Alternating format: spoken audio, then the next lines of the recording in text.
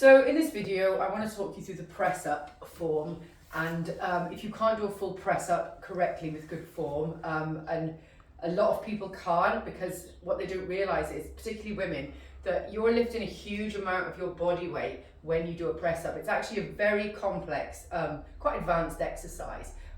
So things that play into increasing your press up are like your chest and shoulder weighted exercises that can help to increase your overall chest and shoulder strength, and then that in turn will feed into your press up. So don't be surprised if it takes you quite a while to get to a full press up. The key with building to a full press up is getting the variation that you're doing right, so you're actually doing the form correctly so that you can build the strength. Most people just don't do press ups correctly, so I want you to really focus on the form when I'm showing you in this video, because I want to show you what I see a lot of. Okay, I see a lot of this with press ups. Okay, so girls thinking they're doing a press up here with their elbows, can you see, out wide and my hands in front of me?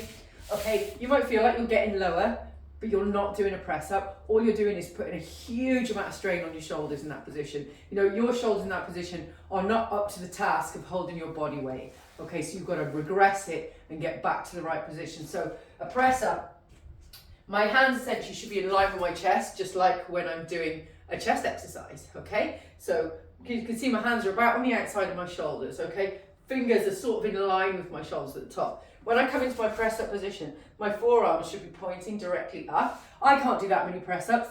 I used to be able to do a decent amount, like probably about 20. Now I start to struggle about 9, 10, just because I haven't built it back. Like, you have to work on it and maintain it. So first things first, hands on the floor, and then you kind of screw your hands into the floor, spread your fingers, okay? Now, a little bit wider than your shoulders. You come up onto your toes at the back, and now your weight should be forward, and your hips should be a little bit higher, okay? People tend to be here doing them.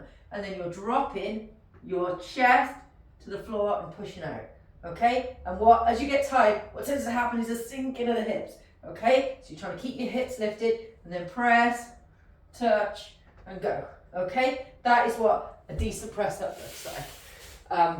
Anything else?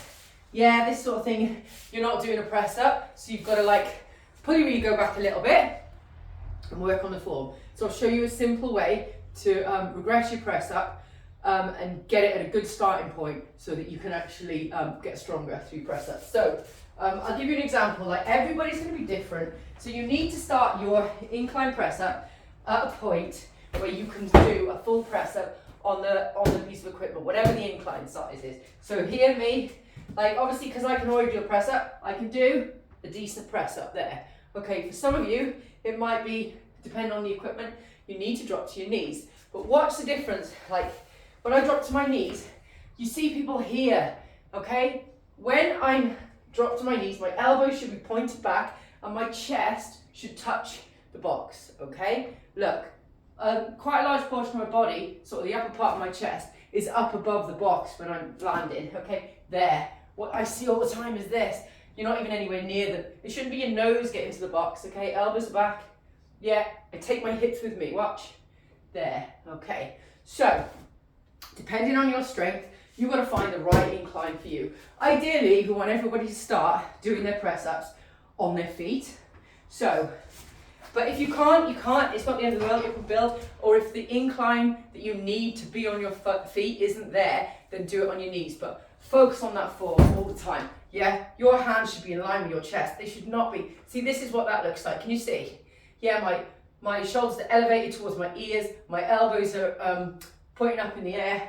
My shoulders are internally rotated. Yeah, my shoulder can't support that movement. So that just leads to a lot of injuries down the line. So I'm going to show you how you can regress this exercise. So obviously, different height benches, all right? So here, this might be you, okay? Or for some people, you know, you're still not quite ready for that height bench, that's fine. So, playing about with it. Recommendation is, initially, hip height, okay? So using your squat rack and setting the bar at your hip height. And then you want to come back, okay, until you can drop your chest to the bar. Now, when I'm hitting that bar, I'm still hitting it across here, all right? It's not up here, my chin's not over the bar, I'm touching my chest to the bar. So I'm just holding it and touching. I'm going to pull my, I'm going to pull this out and show it from the other side as well, actually. So, here we go.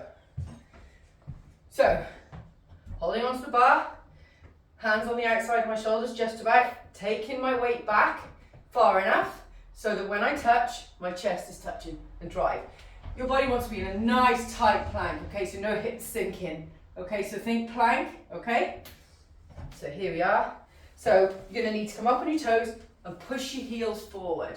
So you don't wanna be flat on the floor. Can you see what happens when my heels are flat on the floor? Okay, so bring yourself up above the bar a little bit, okay? There. And if you can do 12 reps like that for 3 sets, or whatever the rep range is, then you wanna go to a lower point, so you set your rack lower. Okay, so this won't go any lower, so I'm gonna move my bar down to here to give you an example, okay? So, I'm gonna do it from there.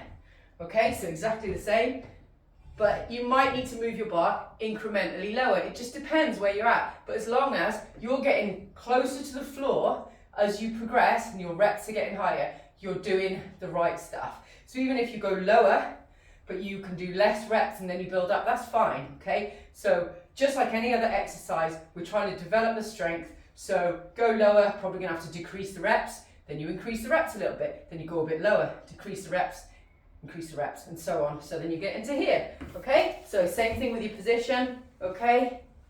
Excellent. So for you guys that just started out, you would want your bar held in position. I've got good core control and strength with this exercise that I can stop that bar rolling around, but for beginners, you definitely want it locked into position. So you've got to play around with the height here. Look, you can practice on this sort of thing, all right, but make sure it's backed into a corner so it doesn't roll. Okay, can you see?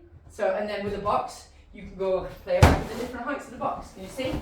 So find what's right for you to start with your incline press up, and then decrease the size of the incline until you're close to the floor. And then before you know it, if you work on this consistently, you will get to a press up. But it doesn't come overnight, you've got to work at it.